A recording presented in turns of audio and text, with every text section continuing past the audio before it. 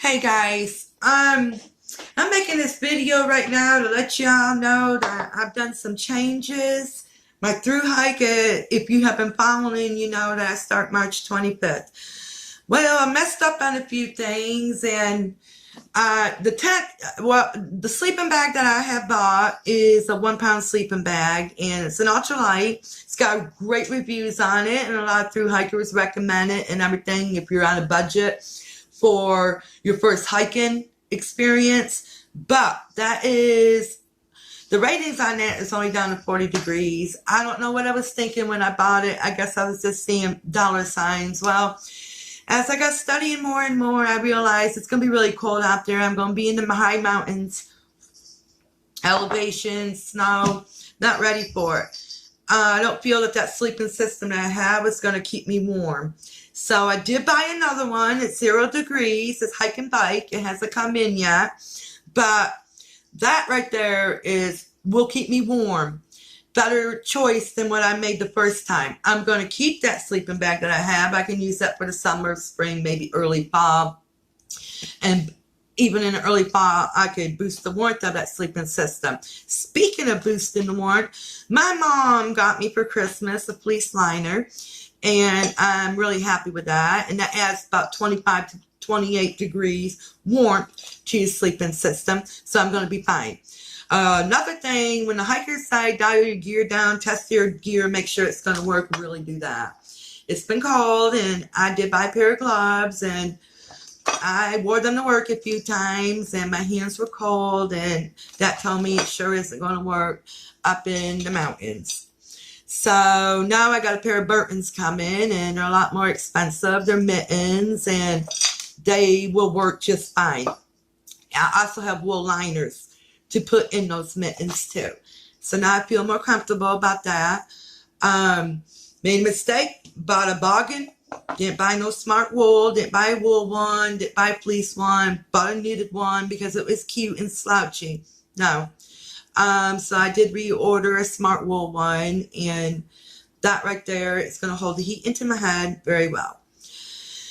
I am so ready to get over this trip right here. I have done nothing but worry about this, made myself sick over it. I'm nervous. It's getting down to the nitty gritty. Not much time for mistakes. I ordered a watch, just a little sports watch. It is waterproof, no big deal. It's like 20 bucks, but in case my phone dies and I don't know what time it is, and can't get my phone charged, that's why I bought the watch for backup. I am pretty good at looking at the sun and being able to guess the time within 30 minutes. Yes, I am going by myself, and that really does make me nervous. And I am hoping to meet up with some people to hike with, and that will make me feel comfortable. This is a big major thing that I'm doing. I've never been on a hike before, not like this. When I was a little girl, my mom and dad would take us camping, and we'd go camping, and dad would say, let's go hike for the day, and we all would. We hiked. We didn't have no backpacks. My dad had a backpack on, but I am experienced with the woods. I am from the country. I do fish. I do shoot guns. I do ride four-wheelers and kayak, and very familiar with the outdoors. Hung out with my brothers and my dad. My ex-husband was a very big outdoors person, and he's taught me a lot. The main thing I'm worried about here is just, I know the bears aren't going to bother me, but I'm not going to lie. Of course I'm afraid of them. Of course. I will be sleeping with that taser in my hand, probably for the first 2 weeks till I realize I'm going to be okay. But planning this through hike, it does take at least a year. I have struggled with this, and I guess my base layer was the last thing that I couldn't get straight. And I kept watching everybody's journeys, everybody's reviews on their gears, just hundreds of them, every single one that's out there. I want to thank all you YouTubers. A big thank you out to all of them. Dixie Homemade Wanderlust and Darwin on the Trail. You are the 2 first and 7 that inspired me to hike the Appalachian Mountain Trail. I was hooked from the get-go after I watched you. The inspiration from you 3 really gave me a big ego boost. Another thing I'm not too thrilled about is sleeping alone in the dark. That's okay though. I'm going to be able to do it. It's funny how you sleep alone in the dark at your own house, but out there in the woods, it changes once the sun goes down. But I'm going to be okay. I've camped in the woods before by myself, so in a familiar territory, it kind of makes it a little bit different. But after a few days of this, I will get used to it. All I can say is the people that are sitting there and they really want to do something different and they want to break away from the city life or their everyday life, you can do it. Make it happen. If you don't have no big old career or anything, you just got a piddly job, you can always quit that. And if you're a good employee like me, they'll let you come back. I do have my job for when I come back. I'm very blessed about that. I got a great boss. And actually, he's very supportive and happy that I'm walking the Appalachian Mountain Trail. And that makes me feel really good. I just want to tell y'all that this coffee cup, it came from Dollywood. And this is the last big thing that my daughter, Tiffany, and I and her sister Crystal did before she died. I hate to even drink out of this coffee cup because I don't want to break it. It means a lot to me. Also, taking this hike means a lot to me, so I can walk out a lot of these feelings that I have and be by myself and think of my daughter, think of the reason why I'm out in that mountain. Thinking of the reason why I'm out on that mountain is going to make me be one of the 20%ers. I mentioned before, only 20% make this. But see, what's going to push me to make this is I've told everybody that I'm hiking the AT. And I really want to complete it now. Because my whole town's rooting on me. I know everybody will be happy, even if I don't make it all the way. But I'm going to try. And by pushing myself and knowing that this is like a bucket list thing, this is a big achievement, it's going to help me mentally. You know, I mentioned YouTubers a little while ago.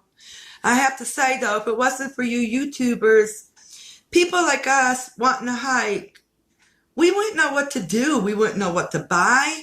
We wouldn't know what to expect. We would always think it's dangerous. We would always think we're going to get ate by a bear. We would always think we're going to step on a snake or a snake's going to crawl into our sleeping bag if we're cowboy camping. You all helped me realize that it really is okay. It's safe. A big shout out to every single one of you all. I have learned so much from y'all. Don't ever stop making YouTube channels about hiking. It's very important. Now, another mistake I made was earlier when I started buying my gear, one of the first things I bought was the Sawyer Squeeze. Well, I bought a mini. And a mini will work, but it's going to aggravate you. The flow system's very slow. It'll take forever, and you're not going to be able to save time and hike. You'll be too busy filtering water. So I studied again, and I got the normal Sawyer Squeeze, the bigger one. Flow rate is a lot better.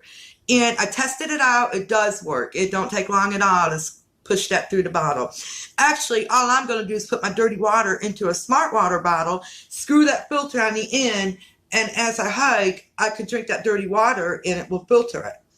So that was another mess up that I made.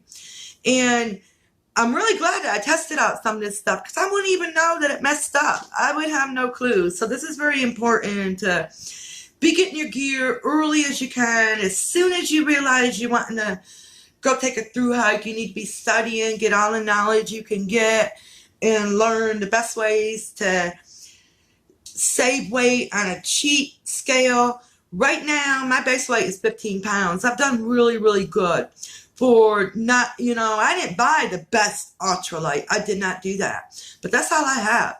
In my backpack, like I said in a previous video, it only weighs 1 pound. I've done really good with that too.